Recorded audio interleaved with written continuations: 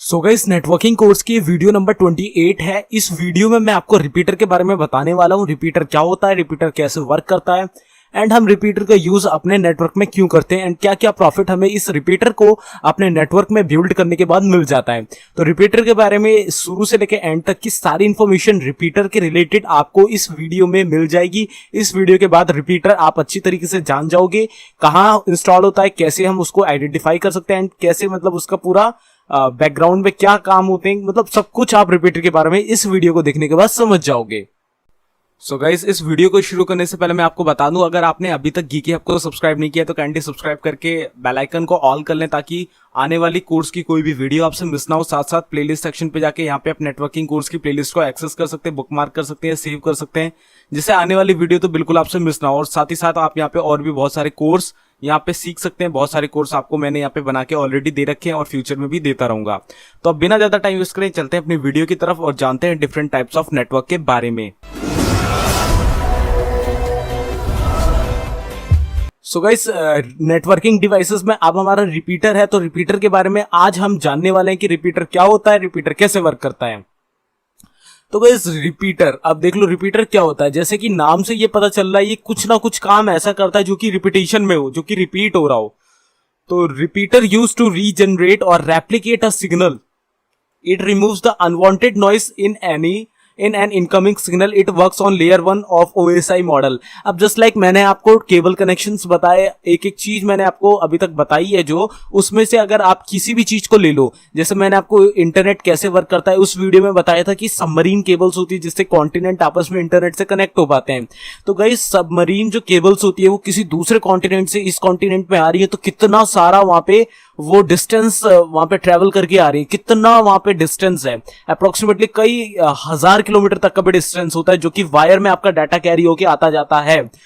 तो उस डाटा को यार काफी दूर बाद जो स्पीड होती है, जो वायर आ रही होती है, उनमें आपकी जो स्पीड है, बैंडविड्थ है, वो धीरे धीरे लूज होने लगता है, बहुत लूज हो जाता है। जस्ट लाइक आप यहाँ पे इस चीज से एग्जांपल समझो, जितनी लंबी वायर होती है उतना ही करंट कम होता चला जाता है। अगर आपने 10th क्लास में रेजिस्टेंस पढ़ा होगा तो आपने पढ़ा होगा कि रेजिस्टेंस जितनी लंबाई होती है वायर की उतना ही रेजिस्टेंस हाई होता है। तो इस तरीके से यहाँ पे भी होता है, जितनी लंबी वायर होगी उतना ही हमारा जो डाटा का बैंडविड्थ है वो नीचे गिरता हुआ चला जाएगा।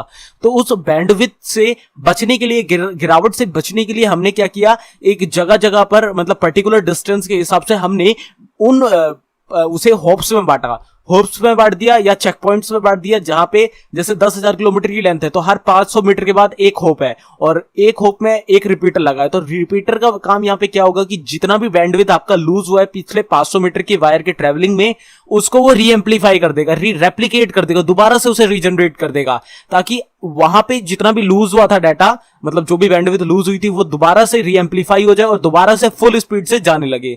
तो उस चीज को रेप्लिकेट करने के लिए हम यहाँ पे रिपीटर्स का इस्तेमाल करते हैं।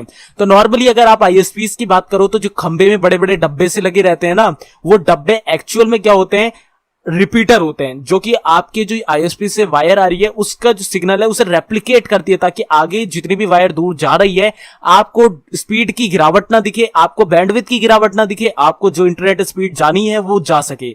तो इसलिए वो जगह जगह पर खंभों में ऐसे बॉक्स से लगा के रखते हैं। It is used in some skilled area and it refines the signal and manage the proper speed of the network। देखा, मैंने बताया आपको कि इससे जो नेटवर्क की जो स्पीड है, जो कि आपका जो डाटा ट्रैवल कर रहा है, जितना लंबा डिस्टेंस होगा उतना ही उसकी बैंडविड्थ गिरती हुई चली जाएगी। तो उस चीज से बचने के लिए हम यहाँ पे अपने नेटवर्क्स पे रिपीटर्स को इंस्टॉल करते हैं, रिपीटर्स का यूज करते हैं। तो रिपीटर आपकी OSI मॉडल की सबसे नीचे वाली लेयर यानी फिजिकल वाली लेयर पर रहता है, इसे हम लेयर 1 भी कहते हैं OSI मॉडल की। तो यहां पे आपका रिपीटर रहता है। Importance of repeater, it can extend physical length of a LAN. अब यहाँ पे आप लैन है, मैंने ऑलरेडी आपको बता रखा है लैन की लेंथ कितनी होती है, जितनी भी होती है 200 मीटर 400 मीटर जितना का भी आपका लेंथ है, उस लेंथ में अगर आपको इतनी मतलब थोड़ा सा और जस्ट लाइक 500 मीटर तक ले जाना है अपना लैन, तो ले जा सकते हो, लेकिन किसकी मदद से, रिपीटर की मदद से। क्योंकि आप रिपीटर इंस्टॉल करोगे तभी आपके जो बैंडविड्थ की जो डिस्टेंस है, आप यार यहाँ पे एक सिनेरियो लो, जस्ट लाइक आपने मोबाइल का वाईफाई खोला हुआ है, बिल्कुल जस्ट अगल बगल मोबाइल फोन रखे हैं तो बिल्कुल अच्छे से इंटरनेट चलेगा। अब आप यहां से 50 फीट दूर चले जाओ तो क्या आपका नेट उतनी स्पीड में चलेगा? नहीं चलेगा, क्योंकि आपका बैंडविड्थ लो हो गया, आपके सिग्नल्स कम हो गए, आपका जो डाटा नेटवर्क की स्पीड थी वो डाउन हो रही है, क्योंकि आप उससे डिस्टेंस क्रिएट कर रहे हो। तो उसी डिस्टेंस से क्रिएट करने पर आपका बैंडविड्थ लो होता है। लेकिन उस बैंडविड्थ लो जो हो रहा है उस चीज से बचने के लिए वायर कनेक्शन में हम रिपीटर का इस्तेमाल करते हैं। तो यहां पे आप फिजिकली अपनी लेंथ बढ़ाना चाहते हो अपने नेटवर्क की, तो आप इसे इस्तेमाल कर सकते हो। अ repeater can overcome the 10 base 5 Ethernet length restrictions.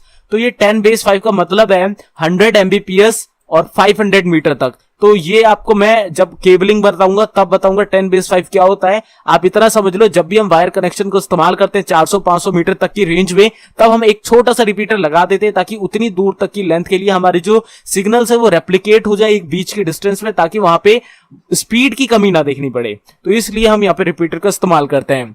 Repeater can divide the network into segments. अब इसमें क्या होता है कि हम रिपीटर जहां पे इंस्टॉल करते हैं वो एक बीच का मिडल पॉइंट होता है पूरे नेटवर्क का, क्योंकि उस मिडल पॉइंट में ही आपका ये डिसाइड होता है कि आपका इस साइड जो नेटवर्क है वो भी सेम बैंडविड्थ पे काम करे, इस साइड जो नेटवर्क है वो भी बैंडविड्थ पे काम करे। तो इसका मतलब यहां पे ये हो गया कि आपका एक डिवाइडेशन हो जाता है ये आपके नेटवर्क में, कि इस साइड जो है रेप्लिकेट सिग्नल जा रहे हैं, इस साइड जो है आपके एम्पलीफाइड जो पहले से ही है जो कि डायरेक्ट आ रहे हैं वो हैं। तो उस चीज से ये डिवाइड कर देता है आपके पूरे लैन नेटवर्क को।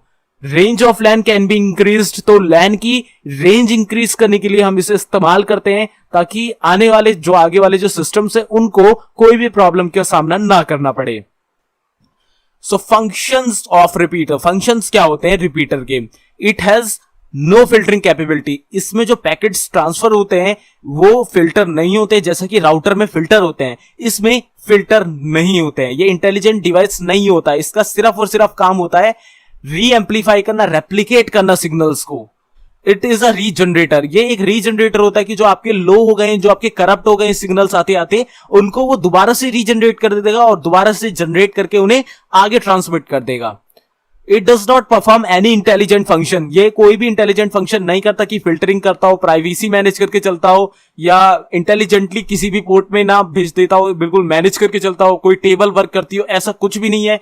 ये सिर्फ इनकमिंग जो सिग्नल्स है, जो लो सिग्नल्स होते हैं, उन्हें अपने अंदर कैप्चर करता है, उन्हें रीजनरेट करता है, रेप्लिकेट करता है, इसके बाद री एम्पलीफाई करके सीधा ट्रांसमिट कर देता है आगे वाले पोर्ट्स से, जिससे इसका कोई भी इंटेलिजेंट फंक्शन से लेना देना नहीं होता, सिर्फ इनकमिंग लेगा और आउटगोइंग दे देगा।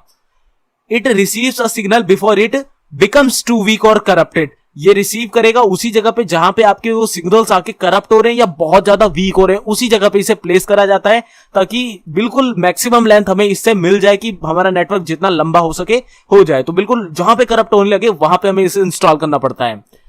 Regenerates the original bit pattern. तो बिट पैटर्न पे वर्क करता है। बाइनरीज होती है इसके अंदर, बाइनरीज पे इसका डाटा जो है डिजिटल फॉर्म में एनालॉग फॉर्म से डिजिटल होता है, फिर डिजिटल से वापस एनालॉग होकर रिट्रांसमिट होता है। The repeater towards the refreshed signal. The repeater forwards the refreshed signal. तो रिफ्रेश करने के बाद ही फॉरवर्ड करेगा, बिकॉज रेप्लिकेट करने के बाद रिफ्रेश होगा। जब रिफ्रेश होने के बाद जब वो रीजनरेट हो जाएंगे पूरी तरीके से, तभी ये आगे जो ट्रांसमिशन है वो कर पाएगा।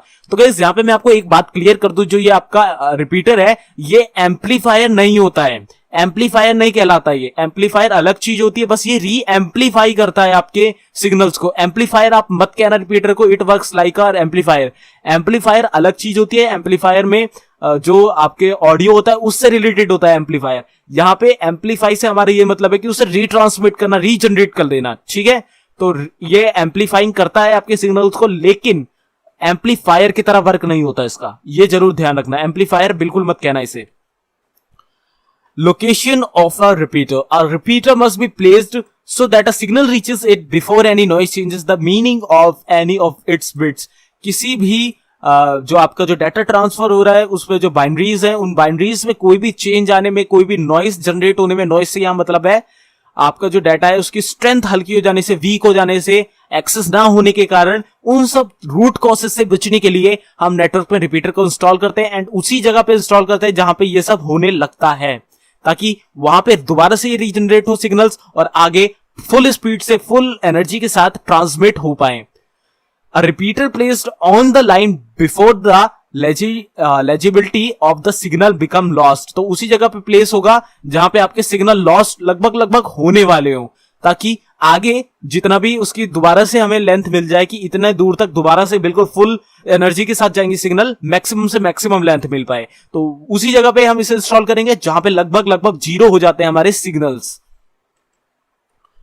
सो गाइस यहां पे repeater connected two segments of LAN, मैंने आपको पहले ही बता दिया कि ये जो होता है दो सेगमेंट में हमारे लैन को डिवाइड कर देता है, जहां पे भी लगता है एक साइड इसका एम्पलीफाइंग वाला नेटवर्क हो जाता है, एक साइड जहां पे डायरेक्ट कनेक्शन मिल रहा होता है।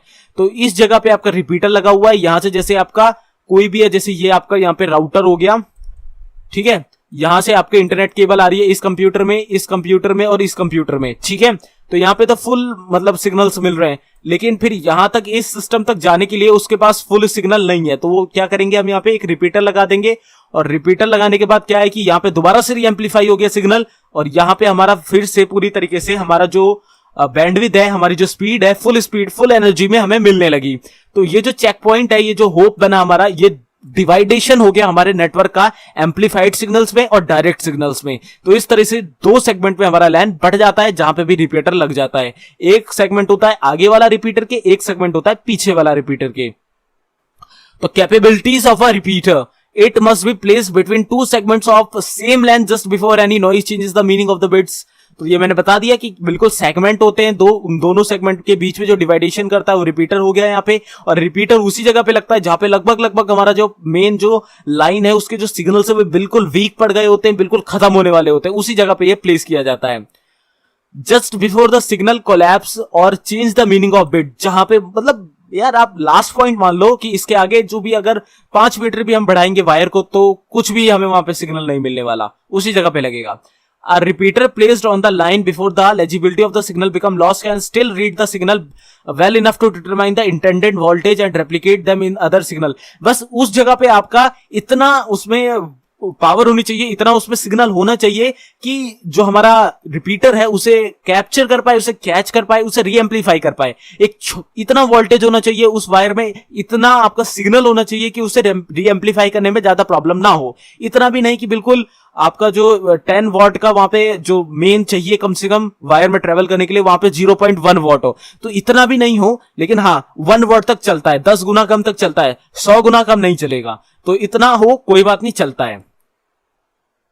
Limitations of a repeater, repeater does not connect to LANs. तो यहां पे हमारा जो लैन होता है उसके दो सेगमेंट क्रिएट कर देता है हमारा रिपीटर, जैसे एक हो गया डायरेक्ट कनेक्शन वाला और यहां रिपीटर लग गया, तो अब ये हो गए रीएम्प्लीफाई वाले सिग्नल से चलने वाले कंप्यूटर। तो माना एक ही लैन जाएगा लेकिन यहां पे दो सेगमेंट में बढ़ गया है वो लैन, ठीक है। तो यहां पे इस चीज से डाउट मत करना कि आपका जो रिपीटर है वो दो लैन को आपस में कनेक्ट कर देता है, लैन एक ही होता है। ये कोई राउटर नहीं है कि यहां से कोई दूसरा नेटवर्क बन गया कि ये दूसरा लैन हो गया, नहीं, एक ही लैन है ये, लेकिन यहां पे आपका दो सेगमेंट में बढ़ गया है वो लैन, ठीक है। तो ये बिल्कुल मत बोलना कि दो लैन को आपस में कनेक्ट कराने का काम रिपीटर का होता है, ऐसा नहीं होता, ठीक है। Repeater can not connect to networks of different protocols, अलग अलग प्रोटोकॉल पे वर्क करने वाले दो नेटवर्क को या सिंपल नेटवर्क्स को भी ये कनेक्ट कराने का काम नहीं करता है, ठीक है, क्योंकि ये ना ही इंटेलिजेंट डिवाइस है, ना ही इसमें ऐसी कोई कॉन्फ़िगरेशन होती है कि हम डिफरेंट तरीके से ऐसा कुछ कर दें, नहीं, ऐसा कुछ भी नहीं होता। और रिपीटर में आपकी कोई भी प्रोटोकॉल वर्क नहीं करती है, ठीक है। A repeater does not act as an amplifier or as an filter। तो यहां पे ये फिल्टर नहीं होता, मैंने आपको ऑलरेडी बता दिया, फिल्ट्रेशन का काम आपका राउटर करता है, वहीं पे आपका जो एम्पलीफायर जो भी पैकेट्स हैं वो फिल्टर होने होते तो हो जाते हैं। यहां कोई भी फिल्टर नहीं होता, ना ही इसे हम एम्पलीफायर कहते हैं। मैंने ऑलरेडी आपको बताया एम्पलीफाइंग करता है सिग्नल्स, लेकिन इसे एम्पलीफायर नहीं कहते हैं, एम्पलीफायर नहीं होता है ये। एम्पलीफायर जो टर्म है उसे हम किसी भी सिग्नल को जनरेट करने में यूज कर सकते हैं, लेकिन जो मेन एम्पलीफायर डिवाइस है वो ऑडियो में वर्क करता है, वो हम जब म्यूजिक कंपोजिंग करते हैं तब हम यूज करते हैं। यहां पे एम्पलीफायर हम नहीं कहेंगे, बस एम्पलीफाइंग सिग्नल्स कह सकते हैं, ठीक है। तो यहां पे repeater connecting two segments of LAN, अब यहां पे आपके सामने बिल्कुल क्लियर डायग्राम है। अब जस्ट लाइक यहां से देखो हमारा डाटा इस साइड को ट्रेवल कर रहा है, यहां पे हमारा रिपीटर लग गया और ये फिर आगे रीजनरेटेड हो गया, तो ये हो गया हमारा रीजनरेटेड सेगमेंट ऑफ लैन और ये हो गया हमारा मेन डायरेक्ट कनेक्शन ऑफ लैन, ठीक है। तो यहां पे जैसे ये 50 मीटर दूर से वायर आ रही है तो यहां तक तो फुल सिग्नल थे, इसके बाद धीरे धीरे ये लूज होते चला गया सारे सिग्नल्स, तो हमने यहां पे कनेक्ट कर दिया तो वापस से रीएम्प्लीफाई होकर फुल सिग्नल पे आ गया। तो इस तरीके से हमारा रिपीटर वर्क करता है। तो वापस आने में जब उस साइड से हमारा ट्रांसमिशन में कोई भी डाटा आ रहा है तो अगर इसी तरीके से है तो तब भी रिपीटर दोनों साइड में ऐसे ही काम करता है। इसमें ऐसा कुछ नहीं होता कि यहां पे इनकमिंग है तो यहां पे आउटगोइंग है, ऐसा कुछ नहीं है। दोनों ही इनकमिंग होते हैं, दोनों ही आउटगोइंग होते हैं। यहां पे ऐसा कुछ नहीं है कि इधर से सिर्फ एंट्री होगी, इधर से बस निकल सकता है, आ नहीं सकता, आ भी सकता है, जा भी सकता है। ठीक है, ठीक है, इतनी क्लियरिटी हो गई। तो गाइस यही है हमारा रिपीटर, यही काम करता है। और कैसे काम करता है मैं आपको इसका बीच में लोकेशन एक बार दिखा देता हूं कि हम कहां पे इसे इंस्टॉल कर सकते हैं। सो गाइस मैं आ गया हूं अपने सिस्को के पैकेट ट्रेसर पे। अब मैं क्या करूंगा, यहां पे कुछ कंप्यूटर्स को ले लूंगा, जैसे 1 2 3 4। यहां पे 4 कंप्यूटर है हमारे पास, और यहां पे एक स्विच ले लेते हैं। तो ये हमारा स्विच आ गया। एक राउटर ले लेते हैं, हमारा एक यहाँ पे राउटर भी आ गया। तो हमारा जो यहाँ पे वायर है, वायर भी ले लेते हैं। तो ये क्या है कि हमारा जो राउटर है, राउटर से हमारे स्विच में इंटरनेट आ रही है, इंटरनेट केबल आ रही है, और राउटर से आईएसपी के पास आ रही होगी। तो आईएसपी से जो आ रही है राउटर तक वो होगी पब्लिक आईपी पे, और राउटर से जो स्विच तक आ रही है वो आ रही है हमारे प्राइवेट नेटवर्क की आईपी पे। ठीक है, अब क्या होगा, इस स्विच से हमारे ये जो 4 कंप्यूटर हैं वो कनेक्ट हो जाएंगे। तो मैं फटाफट से इसे कनेक्ट करा देता हूं। तो ये 4 कंप्यूटर हमारे यहाँ पे स्विच से कनेक्ट हो गए। तो यहाँ पे हमारा इन 4 कंप्यूटर का एक लैन क्रिएट हो चुका है। तो मैं क्या करूंगा, सिंपली इन चारों को कॉपी कर लूंगा और दोबारा से पेस्ट कर लूंगा। ठीक है, मैंने पेस्ट कर लिया। अब मैं क्या करूंगा, इन कंप्यूटर्स को सही से प्लेस कर दूंगा इस तरीके से कुछ। ठीक है, मैंने चारों कंप्यूटर को प्लेस कर दिया। अब क्या करूंगा, मुझे यहां पे एक इंटरमीडिएट डिवाइस लगाना है, जो कि मेरे जो लेंथ है, मेरे जो केबल की लेंथ है वो यहीं तक है। इसके बाद बिल्कुल मेरे जो सिग्नल्स है वो लूज हो जाएंगे, लेकिन उसकी जो लेंथ है, जो दूसरा जो सेगमेंट है मेरे लैन का, वो काफी दूर रखा है। तो जो बीच का जो कनेक्शन होगा ना, ये जो कनेक्शन होगा, यहां तक हमारा जो डाटा बैंडविड्थ है अच्छे से पहुंच ही नहीं पाएंगी। सिग्नल यहीं पे लूज हो रहे हैं, तो यहां तक पहुंचेगा कैसे, यहां तो कनेक्शन ही नहीं पहुंचेगा। तो हम क्या करेंगे, यहां पे एक इंटरमीडिएट डिवाइस लगाएंगे एज अ रिपीटर। तो गाइस यहां पे रिपीटर तो होता नहीं है, तो मैं कोई दूसरा सा डिवाइस लगा देता हूं जिससे आपको यहां पे बिल्कुल उसी की तरह की से फीलिंग आए। तो मैं कोई सा भी डिवाइस यहां पे लगा देता हूं, जैसे मैं सर्वर ही लगा देता हूं। ठीक है, तो मैंने यहां सर्वर लगा दिया। अब क्या करूंगा, इसे डिलीट कर देता हूं और अपनी वायर लेता हूं। तो ये सर्वर ना मान के आप इसे रिपीटर मान लो। तो यहां पे सर्वर में तो एक ही पोर्ट होता है, तो सर्वर ना लगा के हम एक स्विच ही लगा देते हैं। तो हमने यहाँ एक स्विच ले लिया, स्विच लगा दिया है। अब यहाँ पे अपना सिंपली पावर केबल से इसे कनेक्ट करा देते हैं। जो केबल होती है हमारी ऑटोमेटिकली डिटेक्ट हो जाती है।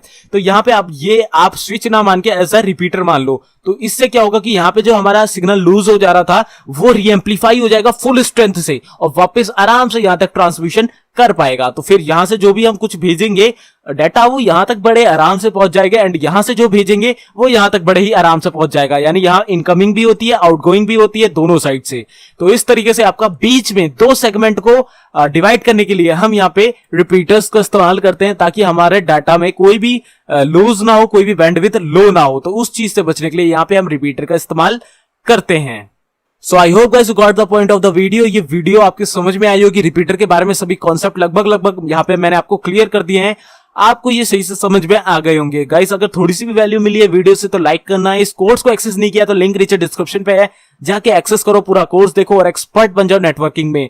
सो गाइस अगली वीडियो में हम ब्रिज के बारे में पढ़ने वाले हैं। ब्रिज क्या होता है, कैसे वर्क करता है, क्यों यूज होता है, पूरी इंफॉर्मेशन पढ़ेंगे। तो गाइस अगले वीडियो को देखना बिल्कुल मत भूलिएगा। तो मैं मिलता हूं आपसे अगली वीडियो में, तब तक के लिए goodbye, take care, stay healthy and जय हिंद।